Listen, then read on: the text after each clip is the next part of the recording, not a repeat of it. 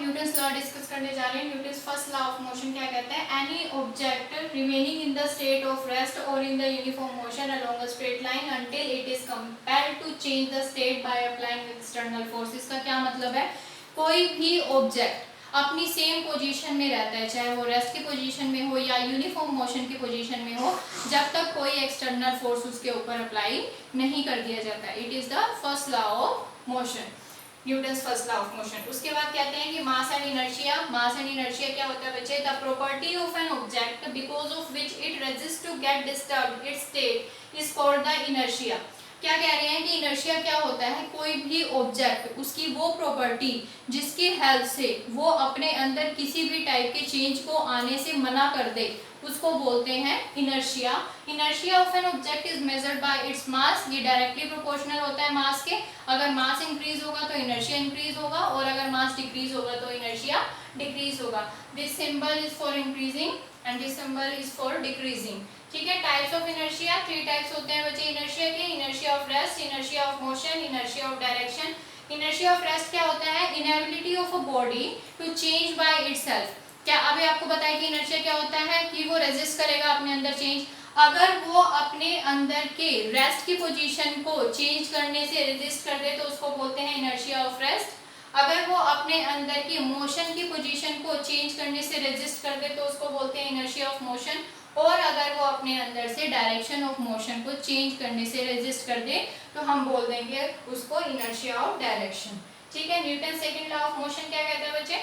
कि rate of change of momentum is directly proportional to the force applied in the direction of force.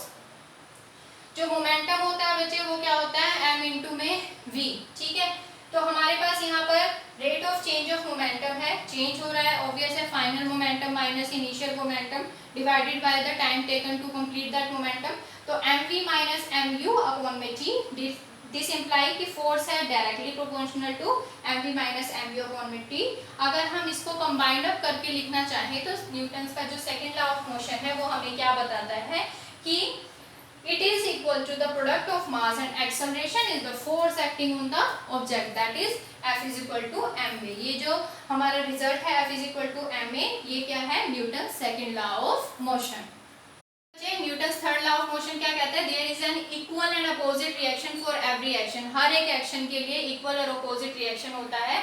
Newton third law of motion के बाद हम discuss करेंगे law of conservation of momentum. ये क्या कहता है कि जो मोमेंटम होता है वो कंजर्व रहता है बिफोर कोलिजन और आफ्टर कोलिजन भी। अगर कोई भी कार की बात कर ले हम, जब कार दोनों चल रही हैं उनमें स्ट्राइक नहीं हुआ है तब जो उनकी मोमेंटम रहती है और स्ट्राइक होने के बाद जो उनकी मोमेंटम रहती है, उन दोनों को जब हम ऐड करते हैं तो वो सेम ही रहता है।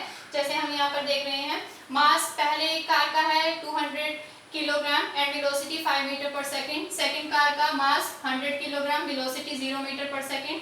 आफ्टर कोलिजन की बात हो रही है, mass 200 kilogram, velocity 1 metre per second, mass 100 kilogram and velocity 8 metre per second. Sum करना है, आपको पता है कि मोमेंटम क्या होता है? मास इनटू में वेलोसिटी। ठीक है। तो प्रोडक्ट कर रहे हैं उनका और ऐड कर रहे हैं उनको, तो इन दोनों का प्रोडक्ट किया, इसके साथ प्रोडक्ट किया, ऐड ऑन कर दिया, हमारे पास कितना आ गया? 1000 kilogram metre per second. Same यहाँ पर 200 को 1 से मल्टीप्लाई किया, 100 को 8 के साथ मल्टीप्लाई किया, दोनों को ऐड ऑन कर दिया, हमारे पास कितना आ गया? 1000 किलोग्राम मीटर पर सेकेंड। तो यहाँ से हमें क्या क्लियर हो रहा है कि जो भी दो ऑब्जेक्ट्स होते हैं जब उनमें कोलिजन होता है, law of conservation of momentum के बेसिस पे बिफोर और after collision sum of momentum equal रहता है। उसके बाद हम बात करते हैं मास की और वेट की।